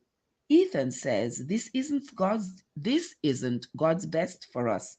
He said God wouldn't expect me to have it. Ethan isn't God, Dinah. No matter how much you love him, he isn't God. So what are you saying, Joe? That I have to have it? Is that it? Ethan said that. Ethan said that that's what you'd say. Hang up on him, Janet muttered, rolling over and pulling the pillow over her head. I don't want to see you hurt more than you already are. Joe said gently, I care about you. Her eyes burned. I know what you care about, Joe. Saving the unborn. She pressed the off button and threw the telephone into the dirty clothes hamper. Hugging her knees against her chest, she put her head down. The telephone rang again. Rage burst inside her, unreasoning and focused. On Joe, on his principles, his values, his morals, his strong foundation in Jesus Christ, all of which she had shared not so long ago, and which now filled her with unspeakable confusion and anguish, guilt and despair. Joe with with Joe with that old question, unspoken but emblazoned nonetheless.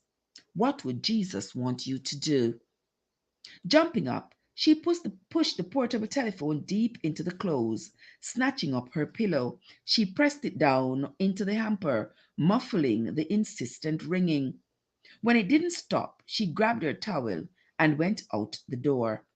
Standing in the shower, she put her face into the stream of warm water. trying to drown the thoughts that rang in her head as intensely as the telephone had in her dorm room. She wished she had listened to the doctor. She wished she had gone back at 2:30 this afternoon. She wished it would all be over and done with, and she wouldn't have to think about it anymore. She started to cry, deep, retching sobs, and wrapped her arms around herself, the water pouring down over her in a baptism of pain. Would it ever be over? Would nothing ever be the same? And if she chose abortion, would she ever feel clean again?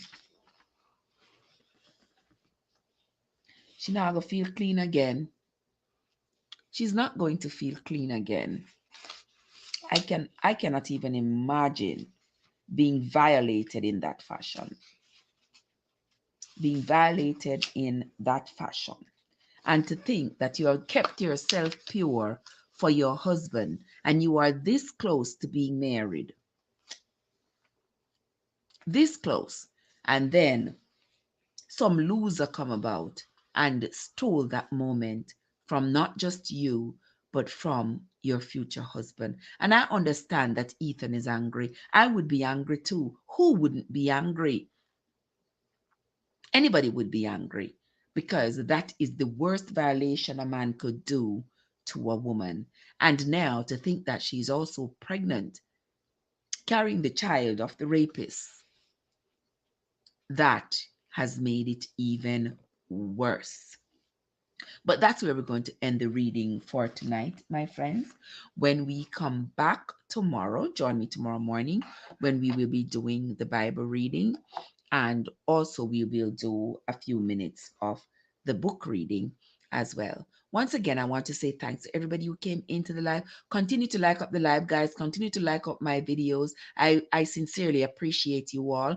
Arelise and Desiree, Andrea, Kim, Cad, Joe, AG, everybody. We Unlock Nation, Jackie, everybody who has come in. And those who come in but never usually say a word, you are the real OGs, and I sincerely appreciate you. So once again, I want to say thanks, guys, for your love and your continued support.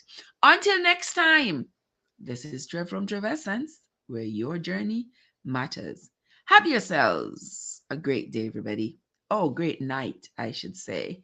You are so welcome, Sister Arelise. You are absolutely welcomed. I appreciate you, my love.